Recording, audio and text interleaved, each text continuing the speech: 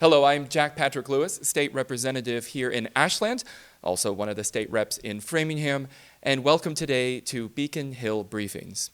Today, this show is being recorded with WACA-TV in Ashland, but also something new as a podcast that will be playing later on Spotify, YouTube, and WACA-TV.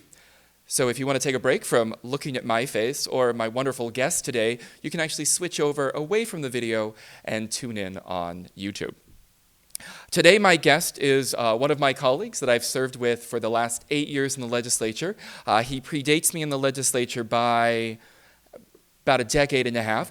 Senator Jamie Eldridge, thank you so much for joining me again. Jack, thanks for having me on. I know I've been on before. Thank you always for having me. I appreciate it. I'm grateful you made the trip from your district to be here. Last time we recorded, we didn't have these podcast mics. This is really nice. It does feel really nice, Yeah. but admittedly, I feel like Rush Limbaugh or like Glenn Beck. But I'm going to try to channel, I don't know, somebody other than a far-right radio personality today. I was going to say, you're the opposite. I know, I am true. I don't know, who can I channel instead? Well, we'll figure out somebody. Howard Stern? Maybe? No, not Howard Stern. We both need to keep our jobs. Jamie has been in the legislature for 22 years. Yes. Serving in the House, I believe, for 5 years. For 6 years. 6 Yep. years, Yep. okay. You know, what are numbers among legislators? 6 years, and then has been serving in the Senate since then. Yes. And we are both chairs of our progressive caucuses. We House and are. Senate. Yeah. Which means we get to work together, not just as Metro West legislators, not just as friends who enjoy each other's company, but also as progressive leaders on Beacon Hill. Yeah. Yep. You represent more towns than I had the chance to remember this morning. I know there's Marlboro, Yep. Harvard, Yep.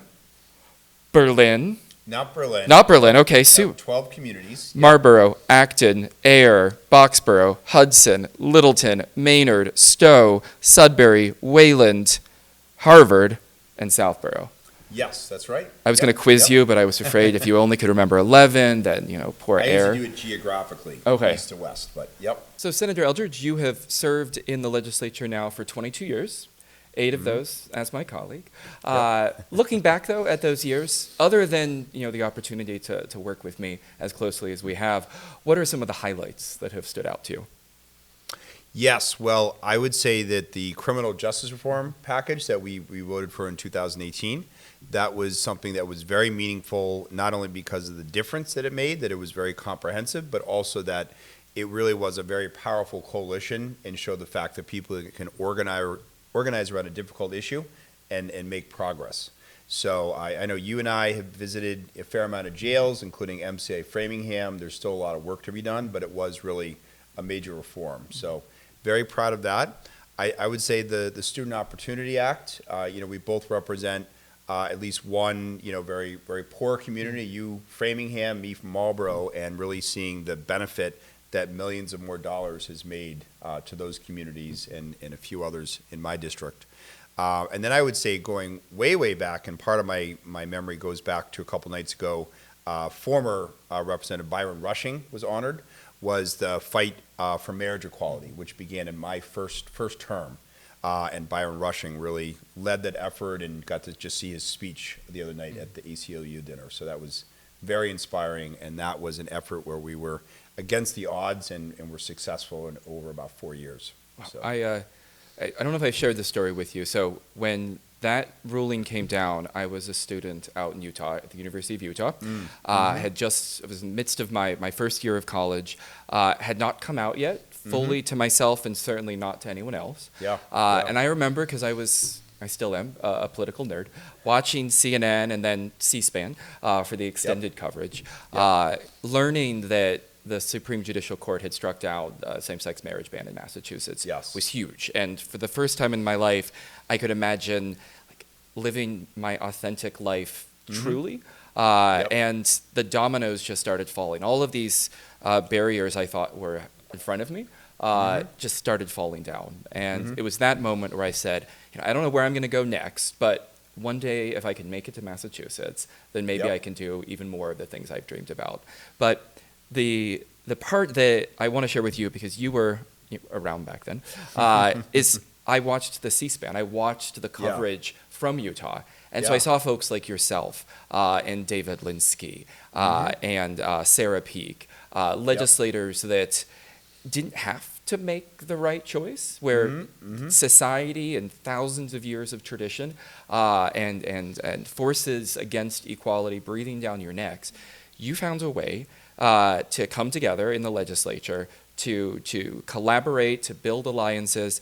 My husband works for the Unitarian Universalist Association, which used to be just one door down from the State House. That's where we would meet. Yes, and so hearing them talk about this being the 20th anniversary and how proud they were to host that group of folks that didn't have a snowball's chance in hell of being successful, but were. And so, now that I'm married and have a couple kids and, living the ideal dream, on the best of days, I say thank you. And on the hardest days of being married and as a parent, I try to thank you. But in 22 years, you've done a lot. And I think your highlights touch on how much this job requires that we are generalist in lots of things. There are things that absolutely that get your heart pumping, that get you out of bed in the morning. But there are also things that, just because of the nature of the job, you have to work on. Things that maybe you aren't as passionate about as other things. I'm curious. You don't get the headlines. You don't get the headlines, yes. I think of the bill and appreciate in the chairmanship of the committee on the House side, the bill to dedicate money raised from the Rainy Day Fund to match federal funds. That's going to make a tremendous difference for the whole state. And it got very few headlines, yes. Yes. My committee as a chairman had a bill this year, and it was my first year as a chairman. And we got the bill across the finish line. The governor signed it. But like a lot of what we do, it is going to have a huge effect on the state and our families. But print media being what it is, there weren't a lot of papers for it to be on the front page of, and those papers that still exist covered it, section E, page 47. Looking back, though, over the last 22 years, are there things that have surprised you? It's a weird job. I try to think of a more professional way to describe it, but it's a job that requires that we have an eclectic interest and talent in a variety of different things, and it means we work with people in various places in their lives. Anything that you're willing to share that has surprised you over the last couple of years? Well, I think the mystery for me is that there are bills that you and I, file and fight for every year, and then suddenly something happens or there's some sort of consensus and we make progress. I think of this year, universal school meals, which I think was advocated for about 8 or 9 years, and suddenly it moves forward and makes a difference. And then there are other bills where we work on them, including, dare I say, the solar rooftop bill, and somehow it doesn't break through. And the fact that you just have to keep advocating for every single bill, and they make a breakthrough, and then we make a difference. And just the mystery of, there's not even always a clear, rational explanation for why that's the case, and that's why we do our jobs and keep advocating. As somebody who inadvertently made international news when I tweeted about an effort to work with my kids' Cub Scout den on a state dinosaur project. I was going to say. Which overnight became picked up by the Associated Press and CNN. And if you Google my name in Russian script or Chinese script, it's Jack and the Dinosaur. Not what I had intended to be the first line of my future obituary. But sometimes those things happen where, state dinosaur bill, worked with 35,000 kids and teachers on a project. It was during the pandemic, between the 70th and 75th hour of my work week, I worked on this project. But other bills that I spend maybe 20 hours a week on, haven't got to prime time yet. But they'll find their time. Yes, exactly. We're recording this in mid-October. The legislative calendar is not over, no matter what. Such an important point to make.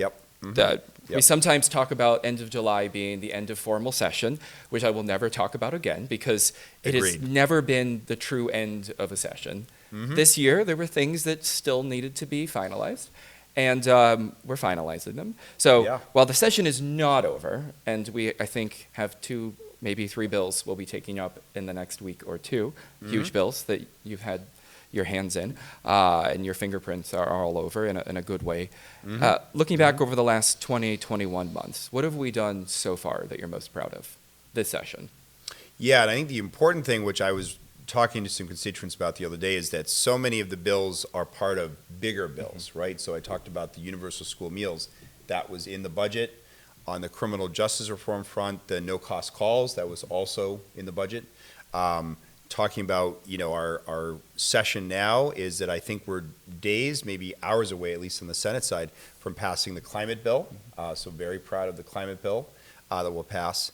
And then the economic development bill, which has literally dozens of bills in it. I hope that some of them see the the end of the tunnel. I know that on the Senate side, on the criminal justice reform front, I've been very passionate about Senate President Spilka's main priority, the raised age bill for juveniles. So I hope that can become law. But certainly the gun reform law, which really keeps us at the forefront of gun safety in the country. I don't think it's gotten as much attention. I thought it would get more attention, but that was something that I worked a bit on, and really give a lot of credit to Rep. Day, the chairman of Judiciary Committee that I co-chair. So those were very, very significant. We passed some major healthcare bills on long-term care, maternal health, hopefully a couple more bills, including around prescription drugs, and the issue that just directly affected my district, the role of private equity in hospitals, as one of my hospitals closed just a couple months ago, the Neshoba Valley Medical Center. So those are some of the things that I'm proud of, or I think we are soon to be proud of, that hopefully will pass into law. I think what you said at the beginning there about, yes, it may appear that we've only passed X number of bills, and some print media love comparing that to previous years or comparing it to other states. But if we pass 200 bills that are each 200 pages long, as opposed to 500 bills that are all 1 page long, for whatever reason, our culture at the legislature has moved in the direction of larger bills that address one topic in a very robust way. And so contained within the gun safety law were many, many bills that people filed, including a bill I filed with David Linsky. Our bill is in the final bill. I'm not standing behind the governor when she's signing the larger bill. I'm not getting the parchment delivered to me because it's not my bill. It's not just my bill. It's not just your bill. The final product is something we have all worked on. And it makes it hard because when you want to decorate your office with all the bills of yours the governor has signed, and in my case, maybe 9 of the 10 pieces of legislation I've prioritized successfully are contained within larger bills. Right. Not as much to decorate the office with, but luckily I think most of our constituents know that we don't do this work because we want to see our name on the top of something. We don't need to see our name, as nice as it is sometimes in the paper, for good things. But there are still folks who haven't quite realized that. Right, exactly. The critiques can be difficult because one wants to counter misinformation. But you mentioned the Senate President who you've served with your entire time in the legislature. Yes, yep. And I know she first got into politics running for school committee here in Ashland around the issue of equitable education funding, making sure Ashland got its fair share of public education funds, and then has made that a key part of her mission on Beacon Hill. And so you mentioned the Student Opportunity Act, which has helped all of our communities, but also for her has been sort of one of the many highlights of seeing her career over the years, and working not only with senators, but working with House members as well to make sure that all the bills we craft, that one in particular, help all of our communities in ways that I think we won't know until our kids, those of us with kids, maybe if their kids have kids or their kids. Investing in people today, we don't know when it'll bear fruit in a tangible way, but you and I both, our elders invested in our educations, and we've turned out all right. Yes. With any luck, we can at least give that level of support to this new generation, and one day they'll come for our jobs. But one day we'll have to eventually Hopefully retire. not too soon. Not too soon. No. Yes, retirement's too far away. So you talked about criminal justice. You talked about Progressive Caucus. You talked about an environmental bill we've worked on together. I know you're a co-chair of an environmental caucus as well. Right, Clean Energy Caucus. Yep. Tell us more about that. Yeah, that is, I will say that energy policy is very complicated. I don't claim to be, an expert on it, but, there is the need, in my opinion, to not only have the Committee of Telecommunications, Utilities, and Energy, ably co-chaired by Rep. Jeff Roy and Senator Mike Barrett, but I think there's a role of a caucus to apply some pressure, to do some advocacy. I'm pleased that the bill that we'll be voting on is more comprehensive. And I think part of that is a caucus weighing in to say, we need a strongest bill as possible. I think also there's so much at the state administration side, DOER, DPU, Mass Clean Energy Center, of implementing the bills we passed. We passed these big bills, especially around climate, over the past 5 or 6 years, but the implementation of it, how do we make sure that more solar is built? How do we reach our carbon emissions reductions goals of the roadmap law? How do we help our communities that want to do the right thing on climate action, but they don't know how to access state grants, they don't know how to do their own actions to reduce their own carbon emissions. So I really see the caucus as sort of educational as well, and we try to bring in experts to talk about these things, not to mention all the clean energy jobs, many of which are in this area of Metro West. So I see that is the role of the caucus, and similarly with the Criminal Justice Reform Caucus as well. Are there so Progressive Caucus, Criminal Justice Reform Caucus, Clean Energy Caucus? Are there any other caucuses that you're actively involved in that I? There are some that speak to the challenges of some of the bigger issues that we both support. Is Medicare for All caucus still a real challenge of how do we move to making healthcare a right in the state versus health insurance as a right, which is different. And then interestingly, because of a lot of the independent pharmacies in my district, I am the relatively new chair of the Pharmacy Caucus. Okay. Yes. So. You'll have to add me to that email list. I'll Absolutely. happily join the Pharmacy Caucus, which reminds me, after these interviews, I'm supposed to pick up prescriptions at CVS. So you're in your district, you're advocating for families and students and businesses in your district. On Beacon Hill, you're actively involved in these caucuses. But the Senate President and your colleagues in the Senate have also appointed you to some serious leadership positions. Mm-hmm. You're the chair of the Joint Committee on Judiciary. Yep. And you're the Senate vice chair of the Joint Committee on Environment and Natural Resources. That's right. Yep. And then I think you're on 4 additional communities, but I'm proud of myself for remembering the other 2. Tell me about those committees. You're the chair of the one, the vice chair of the other. How many years have you been in those roles? What do you see your role as the committee chair being? Yeah. I am in my 3rd term as the chair of the Judiciary, which is relatively rare because it is a committee. We have the most bills of any committee, so we had 705 bills, so over 10% of all the bills filed go through Judiciary. And while certainly there's a lot of criminal justice reform bills, there was also, reproductive rights, government surveillance, civil rights. So the Parentage Act to protect the rights of all parents, including those maybe that have kids through adoption or surrogacy. That was a bill that went through our committee. It's been filed, I think this was the 3rd term, I think it was filed, but really didn't get a lot of momentum until this session, so very proud that Governor Healy signed that into law.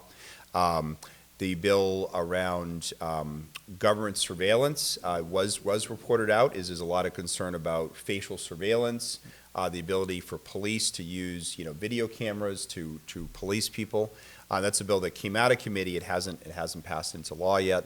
And then fairly significant bill around coercive control of there is different forms of abuse amongst partners, amongst couples, including sort of psychological or mental abuse, and so that now is a way for someone who's being victimized to get a restraining order, and that was a bill I worked very closely on with Rep. Day to get that passed. So that's Judiciary. Environment, I would say, was not as active, though one of my big bills is the plastic bag ban bill that has passed the Senate. We're getting ready for next session for the environmental bond bill.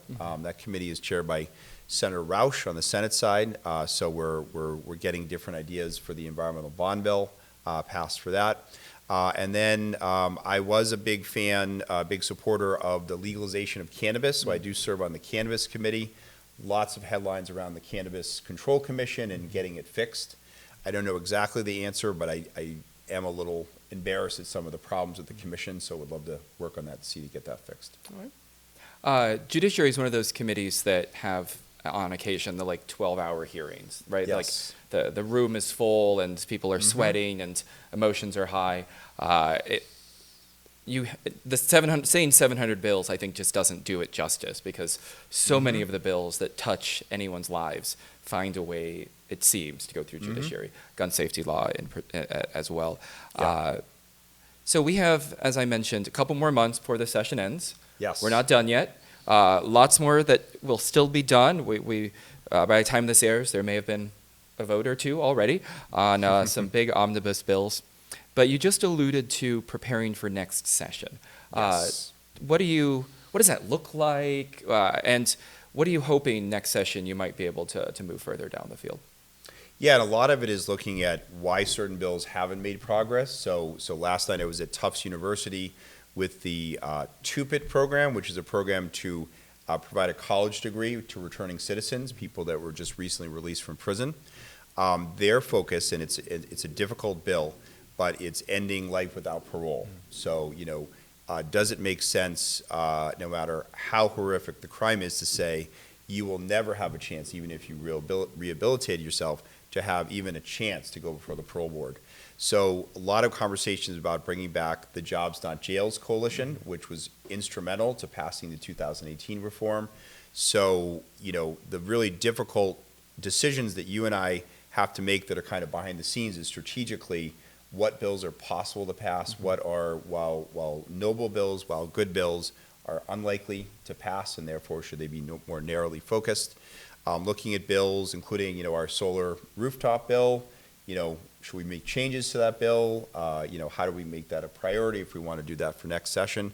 And then also, given that we've passed some bills this session, what then will be the topics for next year? So if we're tackling healthcare this year, does that mean that we won't be as focused on healthcare?